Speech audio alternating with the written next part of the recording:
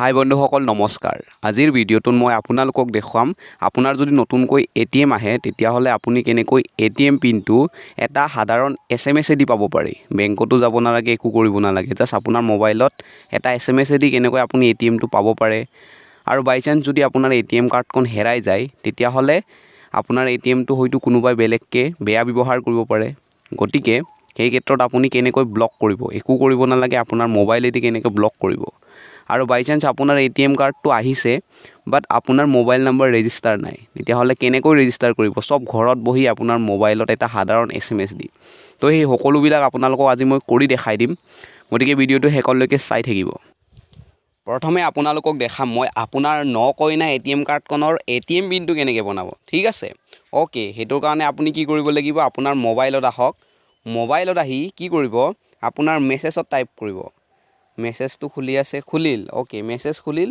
এতিয়া ইয়াতে আপুনি এই প্লাছ চিনটো দেখিছে নহয়, এই প্লাছ চিনত ক্লিক কৰিব। প্লাছ চিনত ক্লিক কৰি এই যোনটো ৰিচিপেণ্ট আহিছে, মানে আপুনি কালৈ SMS-টো দিব সেইটো তাতে লিখিব আপুনি 567676, ঠিক আছে?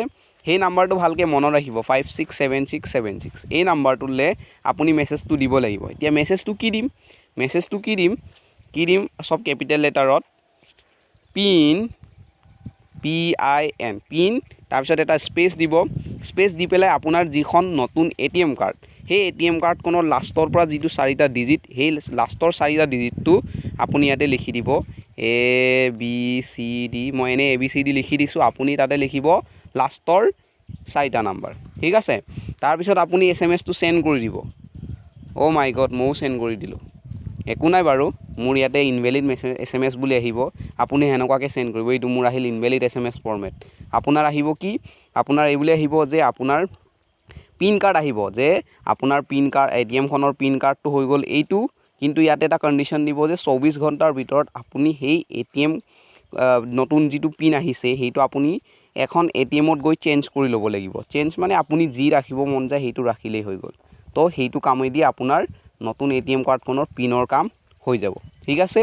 অ'কে, এতিয়া আপোনালোকক দেখাম মই নেক্সট। বাই চান্স আপোনাৰ এটিএম কাৰ্ডখন হেৰাই গ'ল। এতিয়া হেৰাই গ'লে আজিকালিতো আপোনালোকে গমেই পায় কিমান কি বেংক একাউণ্টক লুটে, কাৰোবাৰ একাউণ্টৰ পৰা ফ্ৰড কেছ হয়। তো আপোনাৰ যদি এটিএম কাৰ্ডখন হেৰাই যায় তেতিয়াহ'লে আপোনাক একাউণ্টৰ পৰা হয়তো কোনোবাই হেক কৰি পইচা লুটিবও পাৰে। তো এই ক্ষেত্ৰত আপুনি লগে লগে কেনেকৈ এই ছেম SMS প্ৰচেছেদি আপুনি একাউণ্ট নাম্বাৰটোৰ যিটো এটিএম কাৰ্ড হেৰাইছে সেইটো আপুনি ব্লক কৰিব পাৰে, ঠিক আছে? সেইটো আপোনালোকক একদম সহজকৈ দেখাই দিম। এই ইয়াতো একদম ছেম হয়, এই ছেম নাম্বাৰ, ছেম প্ৰচেছ 567676, এই নাম্বাৰটোলৈ আপুনি লিখিব লাগিব মেছেজত ব্লক, BLOCK, ঠিকে আছে? ব্লক।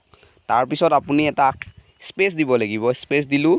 তাৰপিছত লিখিব আপোনাৰ ছেম প্ৰচেছ, আপোনাৰ যিখন এটিএম কাৰ্ড আছিল, যিখন এটিএম কাৰ্ড হেৰাইছে সেই এটিএম কাৰ্ডখনৰ লাষ্টৰ পৰা 4টা নাম্বাৰ, একেই কথা। তো 1 2 3 4 কিবা কিবি লিখি দিলোঁ আৰু আপোনালোকে নিজৰ একাউণ্ট নম্বৰৰ এটিএম কাৰ্ডখনৰ লাষ্টৰ 4টা ডিজিট লিখি দিব। তাৰপিছত এইটো চেণ্ড কৰি দিব। মই এইটো চেণ্ড কৰি নিদিওঁ, আকৌ মোৰ ইনভেলিড SMS আহিব। অ'কে, হৈ গ'ল, ঠিক আছে? সেইটো আমি এটিএম পিন বনাব শিকিলোঁ, ব্লক কৰিব শিকিলোঁ। এতিয়া আমি চাম আপোনাৰ মোবাইল নাম্বাৰটো কেনেকৈ ৰেজিষ্টাৰ কৰিব পাৰে। এতিয়া ৰেজিষ্টাৰ কৰিবৰ কাৰণে প্ৰচেছটো প্ৰায় ছেম, জাষ্ট অলপ নাম্বাৰটো বেলেগ হ'ব, ঠিক আছে? মেছেজত যাওক, মেছেজত আহি পেলাই আপুনি ছেম প্ৰচিডিঅ'ৰ প্লাছত ক্লিক কৰক। প্লাছত ক্লিক কৰি এতিয়া আগতে আমি ৰিচিপেণ্টটোত বেলেগ নাম্বাৰ দিছিলোঁ, এতিয়া বেলেগ নাম্বাৰ দিব লাগিব। কি নাম্বাৰ দিব লাগিব মই কৈ আছোঁ, মই লিখি দেখাই দি আছোঁ। 0922, অলপ দীঘল আছে নাম্বাৰটো, ভালকৈ চাই লিখিব। 3434, তাৰপিছত 8 5টা, 1 2 3 4 5, 8 5টা। এই নাম্বাৰটোলৈ আপুনি কি কৰিব, আপোনাৰ REG লিখিব। কি লিখিব, কেপিটেলত চব REG লিখি পেলাই, REG লিখিলোঁ। তাৰপিছত কি কৰিব, স্পেচ এটা দি পেলাই আপোনাৰ একাউণ্ট নম্বৰটো লিখি দিব। যিটো একাউণ্টত আপোনাৰ মোবাইল নাম্বাৰ ৰেজিষ্টাৰ কৰিব মন আছে সেই একাউণ্ট নম্বৰটো আপুনি লিখি দিব, ঠিক আছে? তাৰপিছত এইটো মই কৰি নেদেখাওঁ, কাৰণ নহ'লে মোৰ এনেও এইটো নাম্বাৰ ৰেজিষ্টাৰ হৈ যাব, মোৰ অলৰেডি আছেই। গতিকে আপুনি আপোনাৰ একাউণ্ট নাম্বাৰটো যি হয় সেইটো লিখি দিব, ঠিক আছে? সেইকেইটা আপুনি লিখি দিলে আপোনাৰ মোবাইল নাম্বাৰ ৰেজিষ্টাৰ হৈ যাব, যাৰ কাৰণে আপুনি এটিএম কাৰ্ডখন আকৌ SMS এলাৰ্টটোৰ জৰিয়তে আপুনি পিন চিন চব কৰিব পাৰিব, ঠিক আছে?